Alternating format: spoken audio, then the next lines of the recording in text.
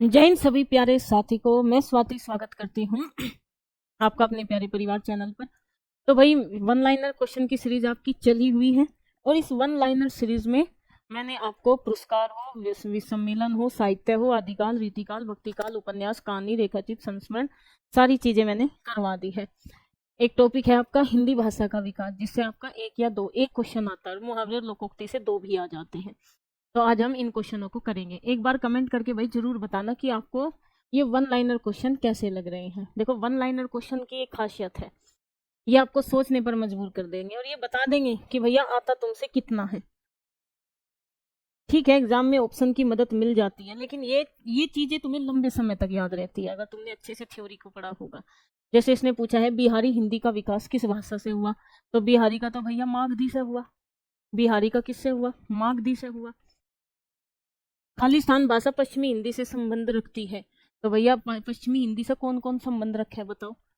अरे भैया बहुत सारी है, पश्चिमी हिंदी के अंतर्गत को बहुत सारी है। कौन कौन सी है? हरियाणवी, हरियाणवी और आपकी खड़ी बोली, खड़ी बोली। हरियाणी को क्या कहते हैं? बांगरू। और खड़ी बोली को क्या कहते हैं? कोरवी।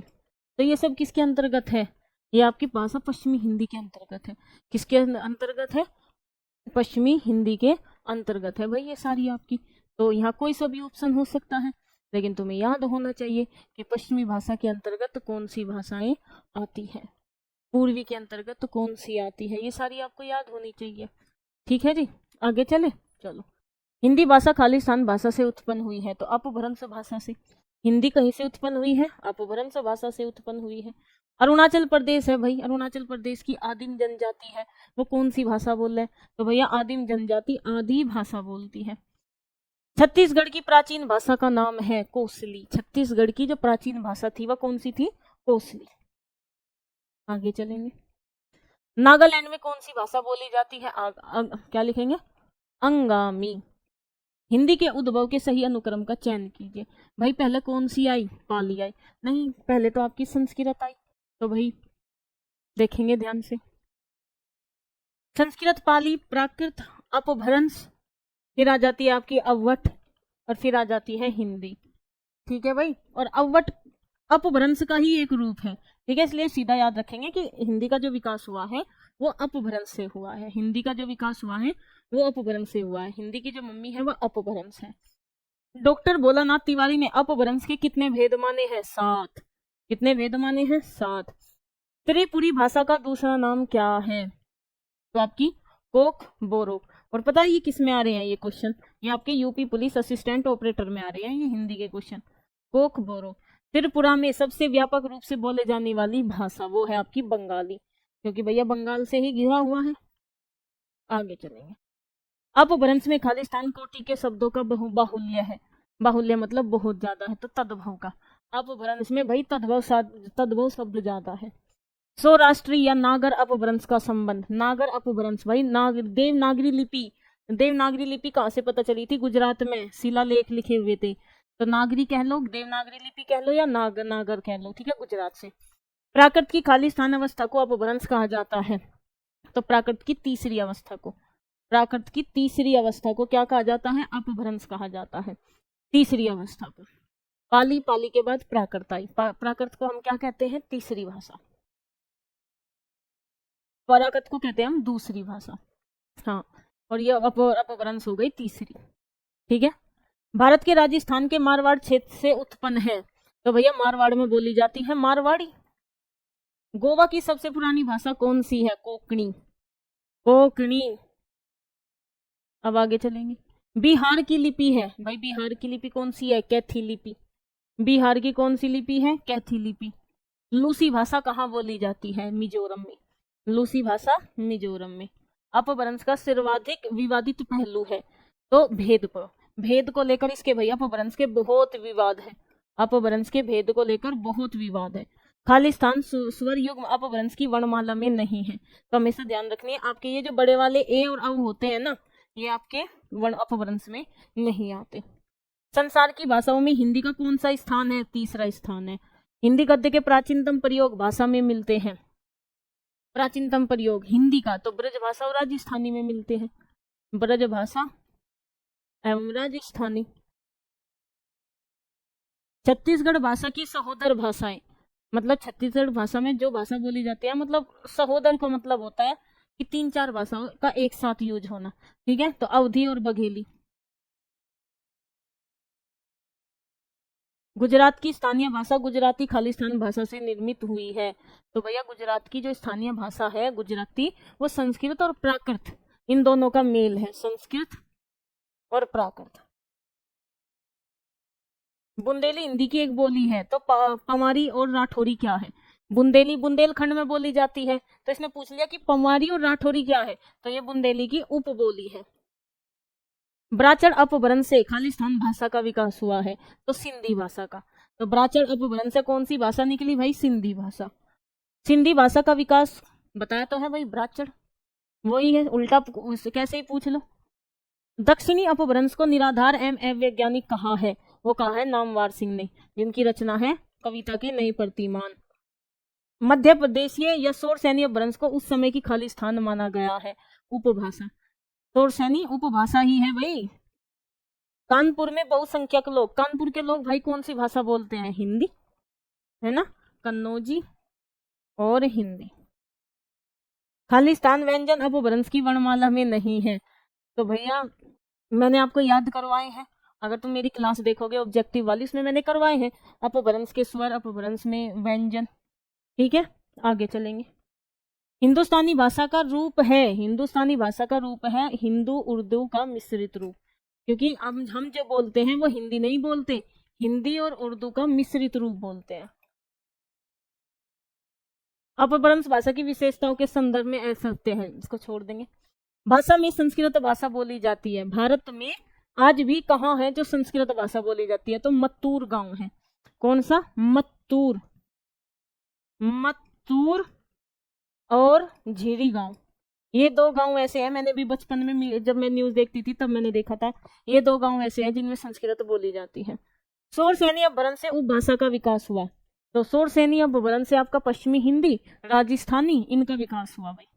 पश्चिमी हिंदी का भी हुआ और राजस्थानी का भी हुआ। शॉर्ट फॉर्म में लिख दिया मैंने राजस्थानी। भारत को भाषा को प्रथम प्राकृत किसे कहा जाता है भाई? पाली को कहा जाता है।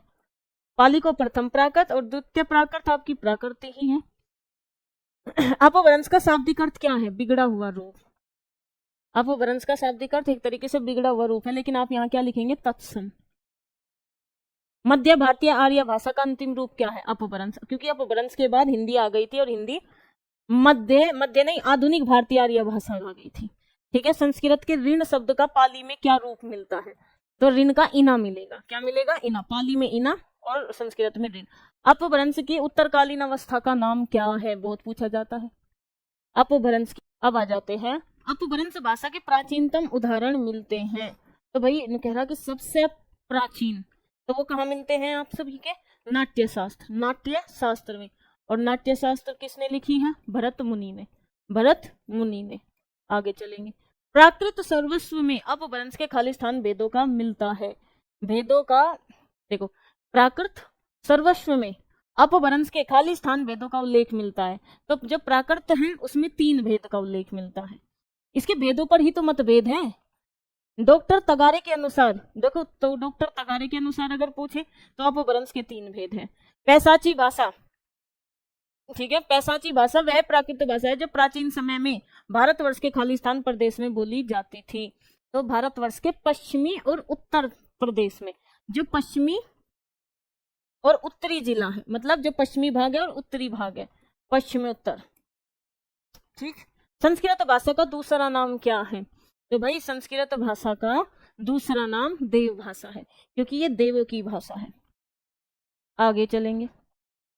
बोडो भाषा मुख्य रूप से भारत के राज्य में बोली जाती है। बोडो, डोगरो, मैथिली, संथाली। तो बोडो बोली जाती है असम में। पश्चिमी हिंदी का विकास किस अपभ्रंश से हुआ है? तो शोरसैनी अपभ्रंश से। पश्चिमी कह लो, राजस्थानी कह लो, इन सारों का शोरसैनी से हुआ है। हिंदी भाषा के उद्भव और विकास के संबंध में शोध करते हुए अधिकांश शोधकर्ताओं ने आज की हिंदी के प्रारंभिक रूप को पुरानी हिंदी या अव्वट के नाम से अभिहित किया है। तो अव्वट के उद्भव का सही क्रम है। तो भैया देखो, पुरानी हिंदी किसे कहा जाता है? अपभ्रंश को। ठीक है, तो सबसे पहले संस्कृत आई, संस्कृत के बाद तुम्हारी पाली आई, पाली के बाद प्राकृत आई, प्राकृत के बाद आपकी अपभ्रंश आई, और अपभ्रंश के बाद आपकी अववट आई, और अववट के बाद आपकी सही बताए तो पुरानी हिंदी आई, और पुरानी हिंदी या कह लो प्राचीन हिंदी, और प्राचीन हिंदी के बाद आई आधुनिक हिंदी। ठीक है, इन्हें भी तोड़ सकते हो, चाहे संस्कृत में एक वैदिक संस्कृत होती है, एक लौकिक संस्कृत होती है। ठीक है, आगे चलेंगे। भाषाओं के पारिवारिक वर्गीकरण का आधार क्या है? इतिहास। भाई इतिहास के आधार पर ही तो हम वर्गीकरण करते हैं। वैदिक संस्कृत से लेकर आधुनिक युग तक के हिंदी के विकास का सही क्रम है, मैं बोल रही हूँ, तुम लिखना। पहले आई वैदिक संस्कृति, फिर आई लौकिक संस्कृति, फिर आई पाली, फिर आई प्राकृत, फिर क्या आई अपभ्रंश, फिर क्या आई अववट, फिर क्या आई प्राचीन हिंदी, फिर क्या आई आधुनिक हिंदी। ये क्रम है। उत्तर प्रदेश में बोली जाने वाली बोलियां हैं, तो उत्तर प्रदेश में बहुत सारी बोलियां बोली जाती है। ब्रज बोली जाती है, खड़ी बोली बोली जाती है, ब्रज कन्नौजी कन्नौज में बोली जाती है। ठीक है, आपकी अवधी बोली जाती है लखनऊ की तरफ, और खड़ी बोली भी बोली जाती है, तो बहुत सारी बोली जाती है। लोधांती, ये कह रहा है कि लोधांती किसकी उपभाषा है? तो भाई ये बुंदेली की है। बुंदेली कहाँ? जो बुंदेलखंड के एरिया है, इलाहाबाद की तरफ। अवधी खालिस्तान अपभ्रंश से हुई है, तो अवधी भाई आपकी अर्धमागधी से हुई है। अवधी जो हुई है अर्धमागधी अपभ्रंश से हुई है। हिंदी की उपभाषाओं की संख्या है, तो हिंदी की उपभाषाओं की संख्या कितनी है भाई? 5 है। संविधान का वह अनुच्छेद जिसके अनुसार संघ की राजभाषा हिंदी और लिपि देवनागरी होगी, तो आर्टिकल 343। ब्रज हिंदी के किस उपभाषा के अंतर्गत आती है? तो ये पश्चिमी हिंदी के अंतर्गत आती है। खड़ी बोली हो, कन्नौजी हो, आपकी हरियाणवी हो, ब्रिज हो, ये पश्चिमी हिंदी के अंतर्गत आती है। पश्चिमी हिंदी के अंतर्गत बोली आती है, बताया तो, खड़ी बोली, कन्नौजी और आपकी हरियाणवी, ये सब किसके अंतर्गत आती है? पश्चिमी हिंदी के अंतर्गत। मैंने बोल दिया है, तुम लिख लेना। हिंदी प्रदेश के पश्चिमी भाग में स्थित बोलियों के सामूहिक नाम को क्या कहते हैं? तो कहते हैं भैया पश्चिमी हिंदी। जो पश्चिमी भाग में बोली जाएगी उसे पश्चिमी हिंदी कह देते हैं, और पश्चिमी हिंदी के अंतर्गत तुम्हारी बोली आती है, कन्नौजी आती है, हरियाणवी आती है, खड़ी बोली आती है। आगे चले। वह बोली जिसमें ने परसर का प्रयोग किया जाता है, तो भाई ये जो सी मैं बोल रही हूँ ना, मैं वो ही खड़ी बोली में ही किया जाता है। तुमने यू काम नहीं करा, तूने। हिंदी खड़ी बोली खालिस्तान अपभ्रंश से विकसित हुई है, तो पश्चिम शोरसैनी अपभ्रंश। भाई ये सारी शोरसैनी के अंतर्गत ही तो आती है। पश्चिमी हिंदी, राजस्थानी हिंदी, खड़ी बोली निकली है कहां से? पश्चिमी हिंदी से। पश्चिमी हिंदी कहां से आई? शोरसैनी से। भारत में सर्वाधिक खड़ी बोली वाली भाषा है, तो भैया कौन सी है? हिंदी। खड़ी बोली का माना का आधार क्या है? हिंदी। पंजाबी देख लो, सुन लो अब। पंजाबी, राजस्थानी, हरियाणवी, ब्रज में अच्छा प्रभावित साहित्यिक खड़ी बोली या देहलवी से वह हिंदी जिसका विकास हुआ है, तो भैया किसका हुआ है? ब्रज भाषा का। सही बोला है मैंने? सही बोला है? अरे भैया मानक हिंदी है।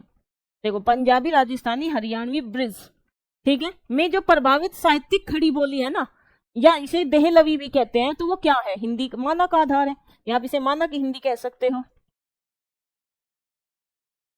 आगे चलेंगे। वर्तमान हिंदी का खड़ी बोली नाम पड़ने की वजह थी, क्या वजह थी भैया? क्योंकि खड़ी मात्रा का प्रयोग होता है।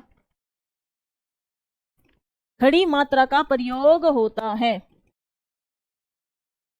दिल्ली, मेरठ, बिजनौर, सहारनपुर, भाई मैं भी तो यही से ही पढ़ती हूँ, तो इनमें क्या बोली जाती है? खड़ी बोली। मथुरा, आगरा, धौलपुर, ग्वालियर, क्या बोली जाती है? ब्रज। सोचना भी नहीं कुछ। बांगरू किसकी उपभाषा है? पश्चिमी हिंदी की, और पश्चिमी शोरसैनी के अंतर्गत आती है। बांगरू किसे कहे भाई? बताना कमेंट करके। बांगरू भाषा ज्यादातर बोली जाती है, तो भैया हरियाणा में, क्योंकि खड़ी बोली को तो कोरवी कहते हैं और हरियाणवी को बांगरू कहते हैं। उत्तर प्रदेश में बोली जाने वाली प्रमुख बोलियों में से प्रमुख स्थान किसका है? तो भैया बहुत सारियों का है, इसे छोड़ देंगे, ये बाई ऑप्शन चलेगा। कोरवी बोली को कहते हैं खड़ी बोली, मैंने क्या बताया है? बांगरू हरियाणवी को और कोरवी खड़ी बोली को। कन्नौजी बोली मुख्य रूप से कन्नौज में बोली जाती है ना? अरे नहीं भैया, मुख्य रूप से वो फर्रुखाबाद में बोली जाती है, तो तुम इसे कन्नौजी ही लगा लो, ठीक है। चलो भाई, अवधि शब्द का अर्थ है, क्या है भैया? अवध की भाषा। अवधि उपभाषा वर्ग किस उपभाषा की है ये? अवधि तो मैंने आपको बताया था पूर्वी हिंदी। पूर्वी हिंदी में आपकी 3 आती है, अवधी, बघेली और छत्तीसगढ़ी। लिख लो भैया, जब पूर्वी हिंदी आती है इसके अंतर्गत आपकी अवधी, बघेली और छत्तीसगढ़ी। आगे चलेंगे। बघेली बोली का क्षेत्र है रीवा, मध्य प्रदेश। बघेली बोली का संबंध है किससे है भैया? पूर्वी हिंदी से। अभी तो बोला है मैंने, पूर्वी हिंदी। अवधी बघेली छत्तीसगढ़ी, छत्तीसगढ़ी भाषा की बोली है, तो ये पूर्वी हिंदी। छत्तीसगढ़ी भी भैया किसकी है? पूर्वी हिंदी की है। वह बोली जो राजस्थान हिंदी के अंतर्गत आती है, तो MM, मैं लिख दो तीनों चारों, MMJ, मेरवाड़ी, मालवाती, तीसरे M का तुम बताओगे, और J का मतलब है जयपुरी। तो मेवाती, मालवाड़ी, और तीसरे M का मतलब तुम्हें बताना है, और J का मतलब जयपुरी हो गया। M से ही बनता है। जयपुरी का स्थानीय नाम भैया, जयपुरी को ढूंढाड़ी के भी नाम से जानते हैं। हड़ौती क्या है? हड़ौती पूर्वी राजस्थान की, हड़ौती क्या है? पूर्वी राजस्थान की बोली है। राजस्थान शॉर्ट फॉर्म में लिख दिया। पहाड़ी किसके अंतर्गत आती है भाई? ये जो आपकी पहाड़ी है ये किसके अंतर्गत आती है? तो ये आप ध्यान रखना, मंडियाली, मंडियाली। गाजीपुर में बोली जाने वाली, भाई गाजीपुर वालों हाजिरी लगाओ, गाजीपुर में कौन सी बोली जा? भोजपुरी। बिहारी हिंदी की बोली का नाम है, तो भैया मगही। हिंदी भाषा की विख्यात बोलियों की संख्या है जो प्रसिद्ध है 8।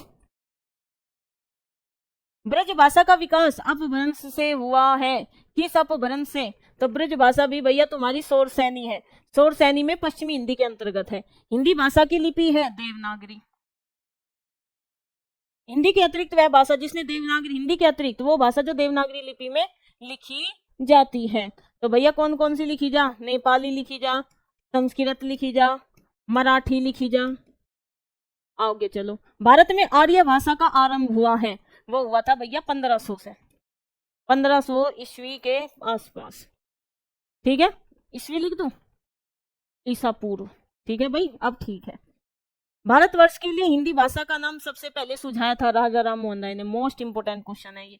राजा राम मोहन राय ने सबसे पहले हिंदी भाषा का नाम सबसे पहले दिया था भाई भारत के लिए, राजा राम मोहन राय। भारतीय संविधान में हिंदी भाषा को मान्यता प्रदान की गई 14 सितंबर 1949। 14 सितंबर 1949, आर्टिकल 343 से 351, भाग 17, 8वीं अनुसूची। 22 भाषाएं, मूल संविधान 18 भाषाएं। ठीक है भाई, इससे ज्यादा तो नहीं कुछ। चलो आगे चलेंगे। कन्नड़ का संबंध किस परिवार से है? तो भैया ये है साउथ की, और जितनी भी साउथ की लैंग्वेज है वे द्रविड़ भाषा परिवार से है, द्रविड़ भाषा परिवार से। केरल की कन्नड़, मलयालम, ये सब। ठीक है। लिपि की आवश्यकता होती है लिखने में। गोवा में भैया कौन सी है? कोंकणी है। संस्कृत भाषा की अपभ्रंश, संस्कृत भाषा की अपभ्रंश है पाली है, क्योंकि पाली का जन्म संस्कृत से हुआ है, प्राकृत का जन्म पाली से हुआ है, अपभ्रंश का जन्म वो उसी क्रम से चलेंगे। वह बोली अथवा भाषा जो हिंदी के अंतर्गत आती है, भाई हिंदी के अंतर्गत नहीं आती है, तो साउथ वाली नहीं आती। कौन कौन सी नहीं आती भाई? साउथ वाली नहीं आती। जैसे तुम्हारी कन्नड़, ठीक है, कन्नड़, मलयालम, मलयालम और तेलुगु। भारतवर्ष में हिंदी का वर्ग है तो राजभाषा का रूप दिया गया है, और यूपी पुलिस इसे संपर्क भाषा मानती है। ब्रजबोली, ब्रजबोली किसके नाम से जानी जाती है? पुरानी बांग्ला। याद रखना, मोस्ट इंपोर्टेंट क्वेश्चन है ये। ब्रजबोली या ब्रज भाषा जो है वो पुरानी बांग्ला के नाम से जानी जाती है। मानक हिंदी से तात्पर्य है आदर्श के रूप में हिंदी का स्वीकार। मानक हिंदी क्या है कि हमने भैया इसका ये वाला रूप स्वीकार कर लिया, मैंने बोल दिया है, तुम लिख लेना। अधिकतर भारतीय भाषाओं का विकास की लिपि है देवनागरी, है ना भाई। एक बात तो बताओ, ब्राह्मी लिपि, मैंने हमेशा क्या बताया है भाई, ब्राह्मी लिपि का ही परिष्कृत रूप है देवनागरी लिपि। तो जितनी भी भारत में भाषाएं बोली जाती हैं वे ज्यादातर ब्राह्मी लिपि से आती हैं। गुरुमुखी भाषा की लिपि आप सभी को पता ही है, पंजाबी, और पंजाबी है गुरुमुखी भाषा की लिपि। प्राकृत भाषा है भैया किसकी है? ये जैनियों की, या आप कह सकते हो जैन धर्म। देवनागरी लिपि में किए गए सुधार से संबंधित बाल गंगाधर तिलक द्वारा सजाए गए फॉन्ट का क्या नाम है? तो क्या नाम है भाई? अपने ही नाम पर है उनका, तिलक फॉन्ट। वह क्षेत्र जिसकी बोली को काशिका कहा जाता है, वाराणसी। भाई ये यूपीएसआई में आया था क्वेश्चन, वाराणसी है वहां एक काशिका बोली जाती है। देवनागरी लिपि का सर्वप्रथम प्रयोग कहाँ हुआ था? तो जय भट्ट के शिलालेख में। कहाँ हुआ था? गुजरात में जय भट्ट के शिलालेख में, शिलालेख में। आगे चलेंगे। बिहारी, बंगला, उड़िया, असमिया का जन्म, तो भैया बिहारी का जन्म मागधी से हुआ था, याद रखेंगे। भाषा के संदर्भ में अपभ्रंश शब्द का प्रयोग का देखो किसने प्रयोग किया था, है बताओ कहां से हुआ? देखो जो अपभ्रंश है इसका 6वीं शताब्दी से शुरुआत हुई थी। कौन सी? 6वीं शताब्दी। भाषा के व्याकरण सम्मत आदर्श रूप को कहते हैं। क्या कहते हैं भाई? भाषा के व्याकरण सम्मत आदर्श रूप को। भाई यही तो मानक भाषा है कि हमने से एक आदर्श रूप दे दिया। स्वाधीनता आंदोलन के समय राष्ट्रभाषा हिंदी के विकास के लिए सुझाव दिया था। तो स्वाधीनता आंदोलन के समय राष्ट्रभाषा हिंदी को राष्ट्रभाषा बनाने का सुझाव किसने दिया था? तो महात्मा गांधी ने। राजभाषा से अभिप्राय है भैया सरकारी कार्यालयों की भाषा।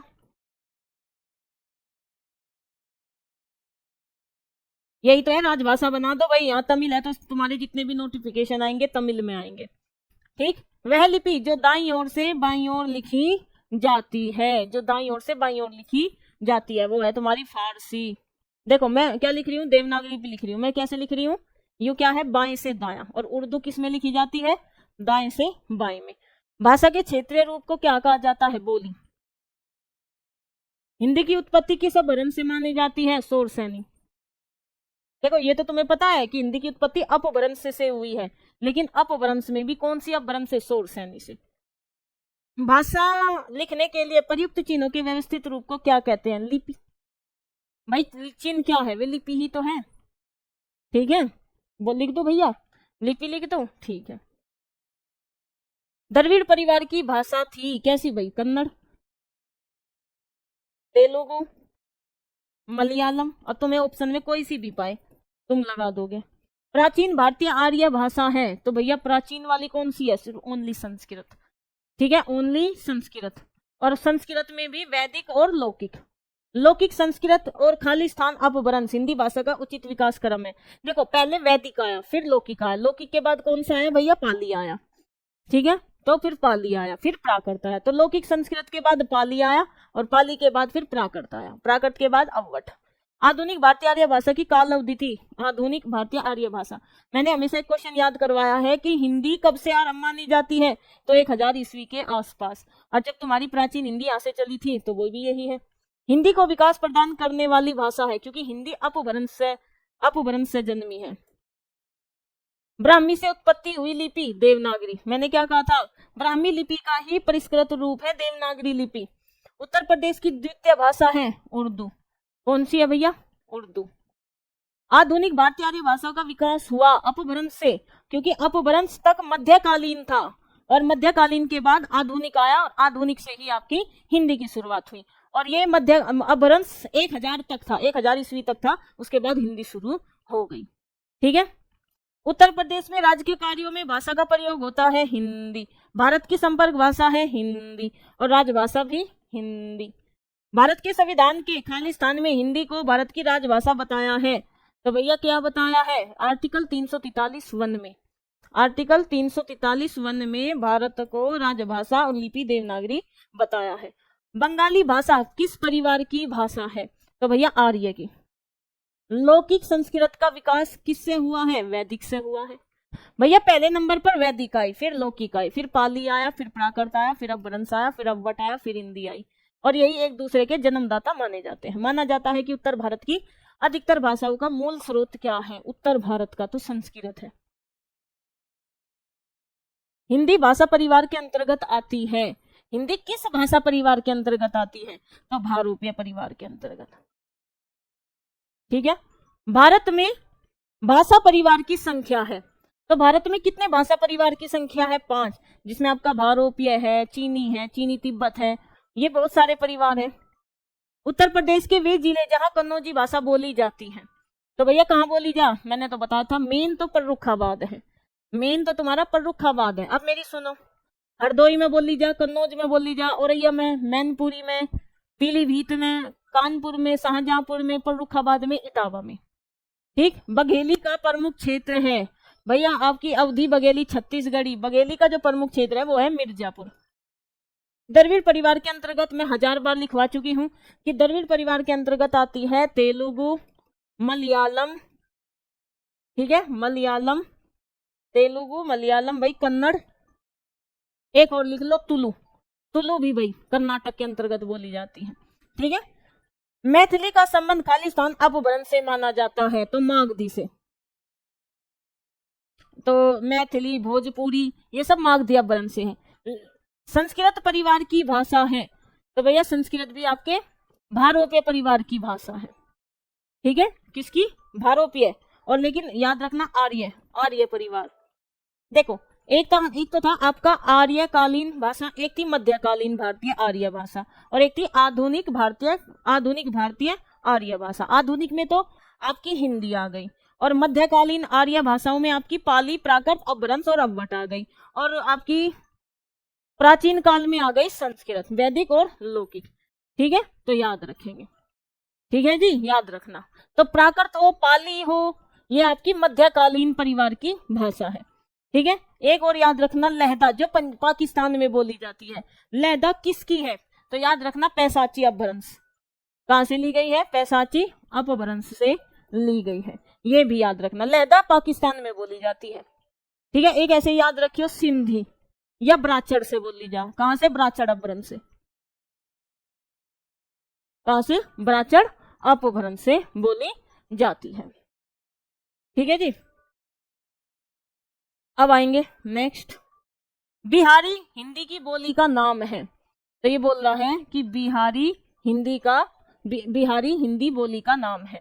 तो भाई ऐसे ही देखो, जरूरी नहीं है कि तुम्हें हर चीज के लिए क्या मिले, ऑप्शन मिले। अगर तुमने बिना ऑप्शन के याद रख दिया ना, तो देख लेना तुम्हारी तैयारी, कॉन्फिडेंस आएगा मग ही के लिए, ठीक है, मग ही के लिए। एक क्वेश्चन और याद रखना भाई, एक क्वेश्चन याद रखना कि अपभ्रंश के लिए पुरानी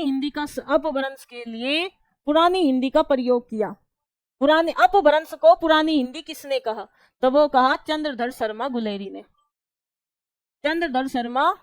ने, कहा। यह क्वेश्चन जरूर याद रखें कि अब किसने अपभ्रंश को पुरानी हिंदी कहा, तो चंद्रधर शर्मा ने कहा। कोई आपसे पूछे कि भाई जो हमारी हिंदी है ये कब से आरंभ हुई है, तो बता देना भाई 1000 ईस्वी के आसपास, लगभग नहीं कह, वो मतलब कंफर्म नहीं है 1000, लेकिन हाँ 1000 ईस्वी के आसपास हम कहते हैं, ठीक है, ठीक। एक चीज और याद रखना भाई, कहते हैं कि खड़ी बोली का जो विकास हुआ है वो शौरसेनी अपभ्रंश से हुआ है, लेकिन शौरसेनी अपभ्रंश के उत्तरी रूप से हुआ है, ठीक है। तो यहां लिख देती हूं मैं, खड़ी बोली का विकास शौरसेनी, क्योंकि तुम शौरसेनी अपभ्रंश के उत्तरी रूप से, क्योंकि भाई क्या होता है ना उत्तरी रूप से, क्योंकि तुम बोला हुआ नहीं लिखते, तुम सिर्फ यहाँ क्या लिखा है, आंसर क्या है और कौन सा ऑप्शन चुना, बस इतना ध्यान देते हो, जो एक्सप्लेन की चीजें उस पर ध्यान नहीं देते हो, तो यही चीज तुम्हें पीछे ले जाती है। एक टीचर एक्सप्लेन करता है चीजों को, लेकिन तुम्हारा उस पर कोई ध्यान नहीं रहता, तुमने देखा क्वेश्चन है, आंसर ये है, लो भाई चलो आगे। ठीक है, आगे चलेंगे। तो भाई टैव वर्ग बहुला, देखो ये भी क्वेश्चन आते हैं कि टैव वर्ग, तो ये भैया किस में होती है, मालवी में होती है, मालवी में। दक्षिण भारत की भाषाएं द्रविड़ परिवार से है, तुलु हो आपका, तमिल हो, तेलुगु हो आपका, मलयालम हो। अब ब्रज भाषा खालिस्तान के रूप में प्रसिद्ध है, ब्रज भाषा काव्य भाषा है, क्यों, क्योंकि इसमें सब बहुत सारी लिखी गई है। पूर्वी हिंदी का विकास किस अपभ्रंश से हुआ है, अर्धमागधी से। किससे हुआ है, अर्धमागधी। अर्धमागधी के अंतर्गत आती है आपकी पूर्वी हिंदी, और पूर्वी हिंदी के अंतर्गत आती है अवधी बघेली और छत्तीसगढ़ी। कौन सी आती है, अवधी बघेली और छत्तीसगढ़ी आती है, ठीक है जी, याद रखियो। चलो भाई अब आ जाते हैं भाई आपके मुहावरे, ठीक है, अब आपके आ जाते हैं भाई मुहावरे।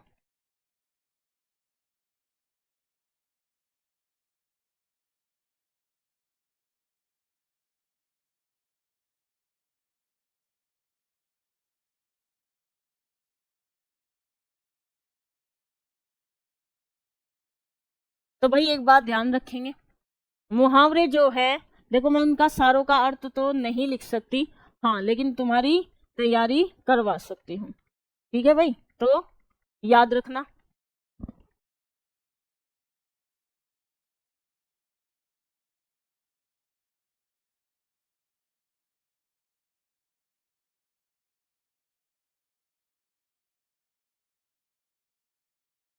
दूसरा सर,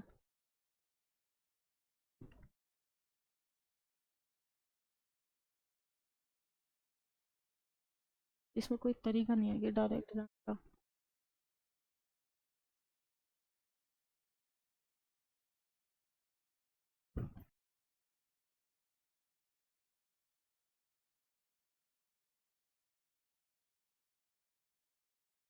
पर बड़ा छोदवा रखा है इसने तो, सारा इस लाइट ने सारा गड़बड़ कर दिया। इतनी सी मार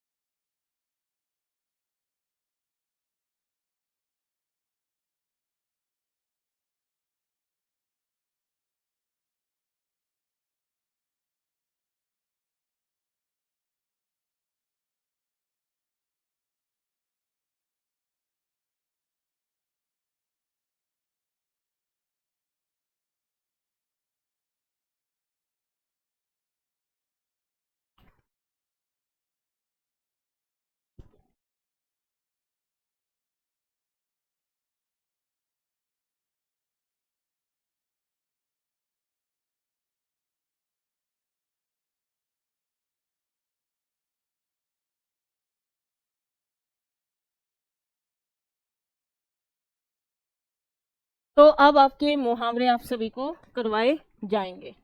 तो देखो, मैं सारी चीजों का अर्थ नहीं लिख सकती, लेकिन हाँ तुम्हें बता दूंगी। ठिठक जाने का मतलब क्या होता है? रुक जाना। ठिठक जाना, रुक जाना।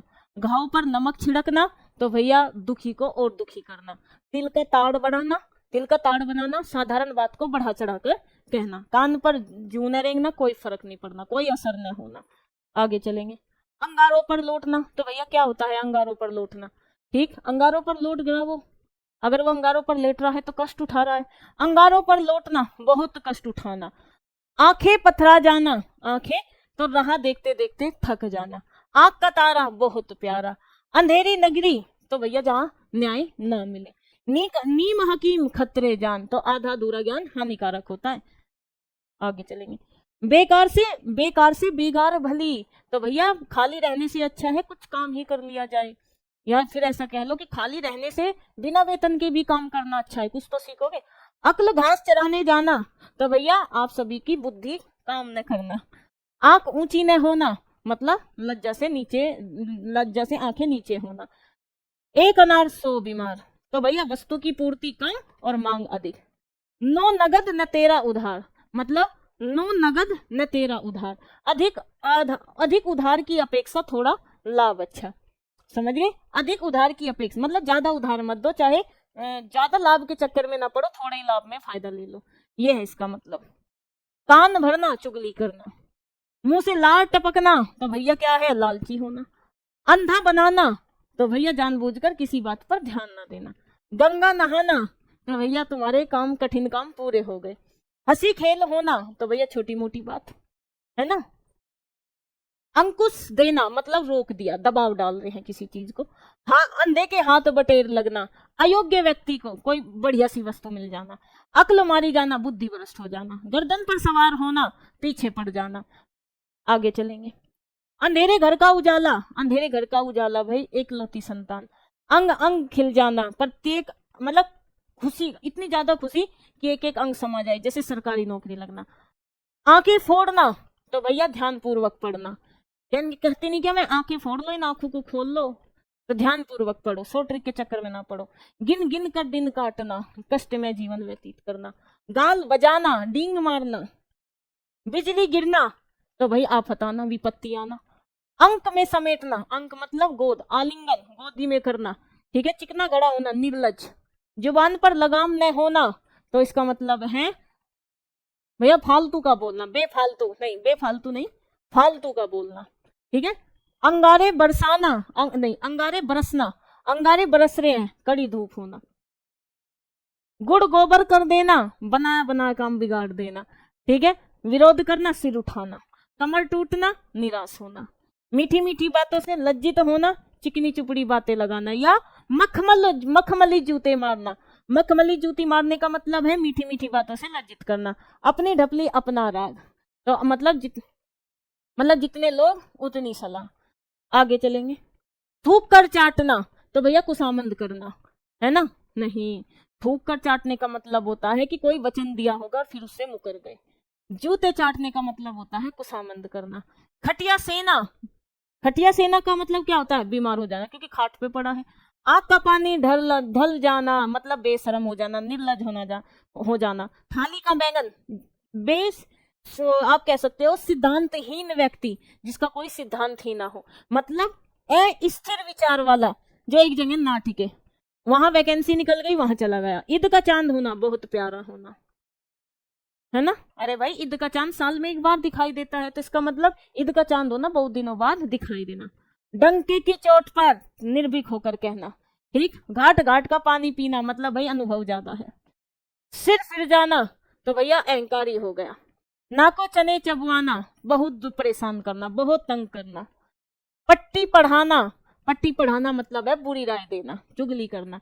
हमारे माता पिता का तो कहना यही है कि सबके साथ भला करो, यदि आप भला तो जग भला, अपना भला तो जग का भला, बस यही कहना चाहता है। फूंक से पहाड़ उड़ाना, असंभव कार्य को करने की कोशिश करना।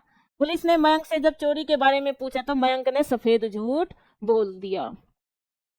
बंदर क्या जाने नींबू का स्वाद, है ना भाई? बंदर क्या जाने अदरक का स्वाद, तो यहाँ नींबू की जगह अदरक आना था। जो किसी के गुण नहीं जानता हो और वो मतलब गुण वाली वस्तु किसी को दे दे, है ना? एक हाथ से ताली नहीं बजती, झगड़े दोनों तरफ से होते हैं। घोंगा बसंत मतलब होता है मूर्ख, घोंगा बसंत मतलब मूर्ख। दांत काटी रोटी होना, भैया घनी गहरी दोस्ती। घनों पानी पड़ना मतलब घने लज्जित हो गया, अत्यंत लज्जित होना। गुदड़ी का लाल होना मतलब निर्धन परिवार में गुणी व्यक्ति का जन्म होना। अंगद का पैर होना, प्रतिज्ञा। भैया अंगद ने क्या करा था? मतलब कि एक जगह पैर गड़ा दिया था, तो जिससे आप कभी ना डिगे। गाल बजाना, डींग मारना। एक लाठी से हाँकना मतलब अच्छे बुरे का कोई अंतर ना करना। सामने शेर को दहाड़ता देखकर मेरे प्राण सूख गए मतलब वो डर गया। आसमान पर चढ़ाना, तो भैया घनी तारीफ कर दी, प्रशंसा करना। घी के दिए जलाना, सरकारी नौकरी लगना, खुशियां मनाना। कान कतरना, बहुत अधिक चालाक होना। आंखों का तारा, बहुत प्यारा। गर्दन पर सवार होना, तो भैया पीछे न पड़ना, ठीक है? गर्दन पर सवार होना, पीछे पड़ना। शहर की दाई, जो हर जगह की खबर रखती हो। आटा गीला होना कठिनाई में पड़ना, या आप कंगाली भी कह सकते हो, कंगाली में और कंगाली। नाक का बाल होना, बहुत प्यारा होना। काट होना मतलब लकड़ी होना, कोई फर्क नहीं पड़ना, कुछ ही कर लो। स्तंभ होना, अब तब करना, आज दूंगा, कल दूंगा, परसों दूंगा, बहाने बनाना। अंकुश न मानना मतलब ना डरना। मक्खी पर मक्खी मारना, नकल मार दी भैया। थपड़ी बजाना, उपहास मतलब मजाक करना। अरण्य रोदन, भाई जंगल में रोलो कोई सुने ही नहीं, इसका मतलब व्यर्थ प्रयास। दांत गिनना मतलब उम्र पता करी जा रही। अकल के दौड़े दौड़ाना, तो भैया कल्पनाएं करते रहना। अधर में लटकना, दुविधा में पड़ जाना। 9 दिन चले 2.5 कोस, ज्यादा समय में कम काम करना। धब्बा लगाना मतलब कलंकित करना। पार्टी पढ़ना, भैया सबक सिखाना। पार्टी पढ़ना, सबक सिखाना। कभी नाव पर, कभी गाड़ी नाव पर, कभी गाड़ी नाव पर, कभी नाव गाड़ी पर, इसका मतलब है कि जीवन में उतार चढ़ाव आते रहते हैं। तृण पकड़ना, शरण में जाना। धड़ा उठाना, तोलना। बाग बाग होना, खुश होना। अकल का दुश्मन, तो भैया मूर्ख। घी के दिए तो हो गया है। मुंह की खाना, तो भैया हार जाना। कलम तोड़ना मतलब बहुत सुंदर लिखना। कलाई खुलना, भेद प्रकट हो जाना। शुक्र करना, एहसान मानना। आगे चलेंगे। जान पर खेलना, तो भैया जान पर खेलना क्या होता है? अरे भैया जान पर खेलना मतलब जोखिम ले रहा है, बहुत बड़ा जोखिम लेना। चित्त से उतरना, मन से उतरना मतलब उपेक्षित हो जाना। छुछुंदर के सिर में चमेली का तेल, अयोग्य व्यक्ति के पास अच्छी वस्तु का होना। कभी घी घना तो कभी मुट्ठी चढ़ा। वाह भाई वाह, देखो परिस्थितियां कभी एक सी नहीं रहती, ये हमेशा मेरी मम्मी बोलती है। कभी घी घना तो कभी मुट्ठी में चना। तो परिस्थितियां एक सी नहीं रहती। आज तुम्हारे पास 1 लाख रुपए हैं, परसों तुम्हारे पास 2 करोड़ होंगे, तीसरे दिन तुम्हारे पास क्या पता 50,000 हो। तो परिस्थितियां कभी भी एक सी नहीं रहती। गर्दन पर छुरी फेरना, अत्याचार करना, जहर उगलना, कड़वी बात कहना, गले का हार होना, बहुत प्यारा होना, 99 के, हाँ गले का हार होना तो यही हो गया भाई। अच्छा, कंधा लगाना, मुसीबत को दूर करना, चौथी का पसीना एड़ी तक आना, भाई घना ही परिश्रम कर दिया, कड़ा परिश्रम करना, नाच नचाना, नाच नचाना मन चाहा करवाना, नाच नचाना मतलब मन चाहा करवाना। चलो भाई, आटे दाल का भाव मालूम होना, तो इसका मतलब है बड़ी कठिनाई में पड़ना, आंचल पसारना, याचना करना, दुपट्टा, कुएं में भांग पड़ना, सबकी बुद्धि मारी जाना, कोल्लू का बैल होना, भाई साहब हर समय मेहनत, एक आंख से देखना, भेदभाव ना करना, थैली खोलना, जी खोलकर खर्चा कर दिया, उल्टी गंगा बहाना, विपरीत काम करना, कैन की बंसी बजाना, आराम से रहना, गांठ में कुछ न होना, तो भाई पैसा पास न होना, अंधेर खाता होना, अंधेरे में खाता होना मतलब प्रकृति और नियम के विरुद्ध कार्य करना, शैतान की आंख, लंबी बात, जी अच्छा होना, तबीयत ठीक होना, लेने के देने पड़ना, तो भैया लाभ के बदले हानि। आ जाओ भाई, नाक रगड़ना, दीनता पूर्वक प्रार्थना करना, जेठ की गर्मी, अंगारे बरसना, बहुत कैडी धूप होती है जेठ की गर्मी में, बाँछें खिल जाना, बाहें प्रसन्न हो जाना, बालू से तेल निकालना, असंभव को संभव करना, आंखों में धूल झोंकना, धोखा देना, घोड़े बेचकर सोना, गहरी नींद सोना, हुक्का पानी बंद करना, जाति से बहिष्कृत करना, अपना किया पाना, तो भैया अपने कर्म का फल भोगना, जैसा करोगे वैसा भरोगे, 8 आंसू रोना, बुरी तरह पछताना, नाम कमाना, प्रसिद्ध होना, बुद्धि भ्रष्ट होना, अकल पर पत्थर पड़ना, नहीं नहीं बहू अभी से अपने पति को उंगली पर नचाने लगी है, बस में करना, गर्व करना, ऐठ कर चलना, छाती चौड़ी कर कर चलना, अंगूठा दिखाना, धोखा देना, अंजर पंजर ढीले करना, बहुत बुरी तरह से पिटाई हुई, अंडे का शहजादा, अनुभवहीन व्यक्ति, अपना उल्लू सीधा करना, अपना मतलब निकालना, स्वार्थ निकालना, चांद पर थूकना, अच्छे व्यक्ति की बुराई करना, अंधे को दीपक दिखाना, ना समझ को उपदेश देना, अंडे सेना, भाई घर बेकार बैठना, बेरोजगार। आगे चलेंगे, अक्ल पर पत्थर पड़ना, बुद्धि भ्रष्ट हो जाना, अंग अंग फूले न समाना, बहुत खुश होना, अंगारों पर पैर रखना, जोखिम मोल लेना, अपने मियाँ मिट्ठू मुंह बनना, अपनी प्रशंसा स्वयं करना, आकाश पाताल एक करना, बहुत मेहनत करना, पूरी शक्ति लगा दी भाई, क्या कर दी, पूरी शक्ति हमने लगा दी।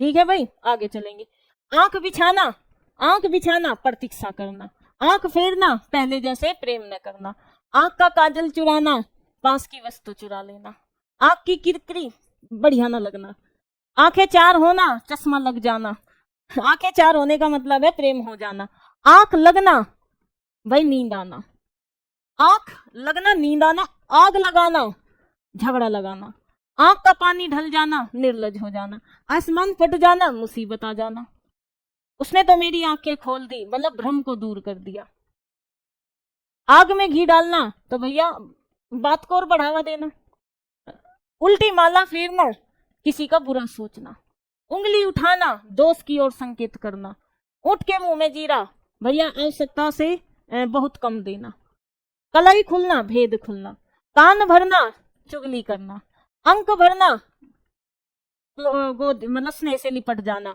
आस्तीन का सांप, कपटी मित्र, न 3 में न 13 में, नगण्य वस्तु, कुछ नहीं, न 3 में न 13 में, कहीं का भी नहीं, नाक कटना, बहुत अपमानित होना, खाक में मिलना, खाक में मिला दूंगा, सब कुछ नष्ट कर दूंगा, कान में तेल डालना, मतलब कान में तेल डाल रखा, कुछ नहीं सुन रहा, कच्ची गोलियां खेलना, अनुभव की कमी, स्वाहा, स्वाहा हो जाना, पूरी तरह से नष्ट हो जाना, उसने पहलवान को कुश्ती में हरा दिया, हरा देने का मतलब क्या होता है, चारों चित्त खाने कर दिए, क्या कर दिए भाई, चारों चित्त खाने कर दिए, ठीक है। कान भरना, तो भैया आपको पता ही है, कान भरना तो चुगली करना होता है, ये तो हो गया, ठीक है, ये तो हो गया, खाक में मिलाना, ये भी हो गया। तो सभी प्यारे साथी बड़े ध्यान से सुनेंगे, ये पीडीएफ आप सभी को मिल जाएगा Hindi by Swati ma'am Telegram group और RG state exam Telegram group पर। ये हिंदी वीओडी बैच है। अगर आप बढ़िया तरीके से हिंदी को तैयार करना चाहते हैं तो 299 में ये बैच मिलेगा आपको आरजी विक्रमजीत एप्लीकेशन पर, जिसकी वैलिडिटी लाइफ टाइम है और इसमें आपको अनलिमिटेड वॉच टाइम वीडियो मिलेगी, प्रैक्टिस शीट मिलेगी, ई बुक मिलेगी, क्लास नोट्स मिलेंगे। कोई भी डाउट हो तो मुझ तक वो अपने आप आ जाएगा। सभी प्यारे साथी Hindi by Swati ma'am Telegram group को ज्वाइन कर लेंगे, यहाँ पीडीएफ मिल जाएगा। मिलते हैं नेक्स्ट क्लास में।